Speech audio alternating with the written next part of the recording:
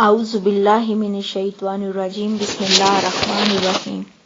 السلام علیکم ورحمۃ اللہ وبرکاتہ۔ کیسے ہیں آپ سب؟ دعا ہے کہ اللہ تعالیٰ آپ سب کو ہمیشہ خوش اور سلامت رکھے۔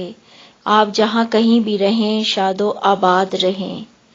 اللہ تعالیٰ آپ سب کو آسانی تقسیم کرنے والا بنا دے، دوسروں کے لیے آسانیاں پیدا کرنے والا بنا دے، اور اللہ تعالیٰ ہماری دنیا اور آخرت کو آسان فرمائے، آمین۔ آؤ سب سے پہلے مل کر اپنے پیارے نبی حضرت محمد صلی اللہ علیہ وآلہ وسلم پر درود پاک پڑھنے کی سعادت حاصل کریں۔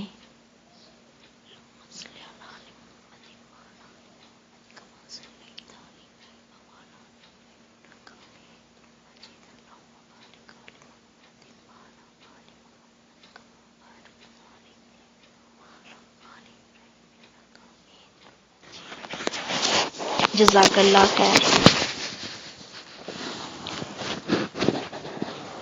آج میں جس سورت کے فضائل بیان کر رہی ہوں وہ ہے سورت جمعہ۔ سورت جمعہ کو سورت جمعہ اس لیے کہا جاتا ہے کہ اس میں جمعے کو پڑھنے کا حکم دیا گیا ہے،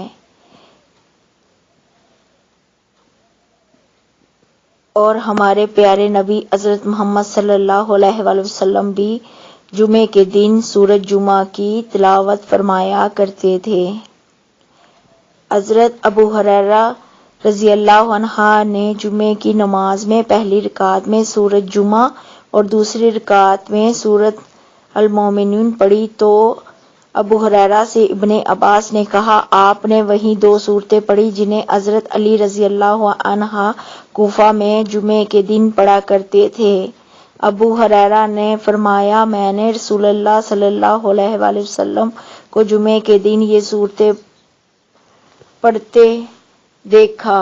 جمعے کے روز اس صورت کو 11 مرتبہ پڑھنا بے پناہ ثواب کا سبب بنتا ہے اور اللہ اس سے راضی ہو جاتا ہے۔ اس کے نامہ مال میں 10 گنا زیادہ نیکیوں کا اضافہ کر دیا جاتا ہے۔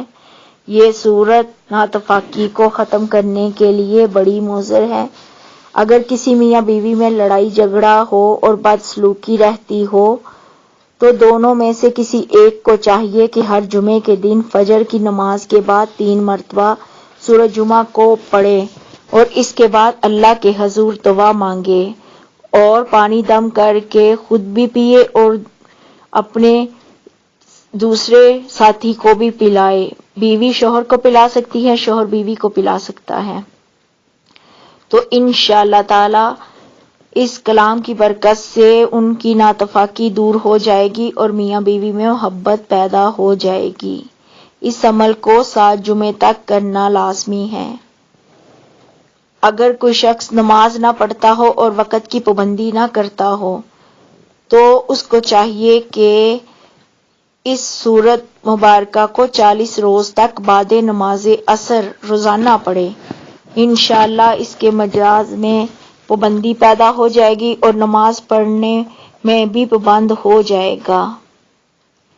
ترقی رزق کے لیے اس سورت کو تہجد کی نماز کے بعد 3 مرتبہ 41 روز تک پڑھیں۔ انشاءاللہ بند کام شروع ہو جائے گا اور رزق میں آسانی اور وفری پیدا ہو جائے گی انشاءاللہ۔ یہ تھے سورت جمعہ کے چند فضائل جو میں نے آپ کے سامنے بیان کیے۔ ویسے تو پورا قرآن پاک اللہ تعالیٰ نے ہمارے لیے شفا بنا کر نازل فرمایا ہے، لیکن یہ ہم پہ ہے کہ ہم قرآن پاک کو کتنا اور وقت دیتے ہیں اور کتنا سمجھ کر پڑھتے ہیں۔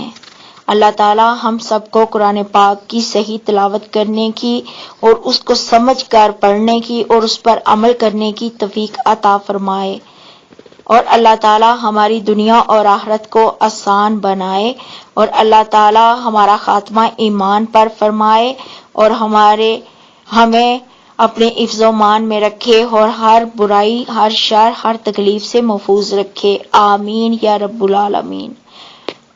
آپ میرے لیے دعا کرتے رہیں، میں آپ سب کے لیے دعا کرتی رہوں گی۔ اللہ تعالی ہم سب کو ہمیشہ شاد و آباد رکھے اور ہم جہاں کہیں بھی رہیں ہمیشہ خوش اور سلامت رہیں، آمین۔ جزاک اللہ خیر، اللہ حافظ۔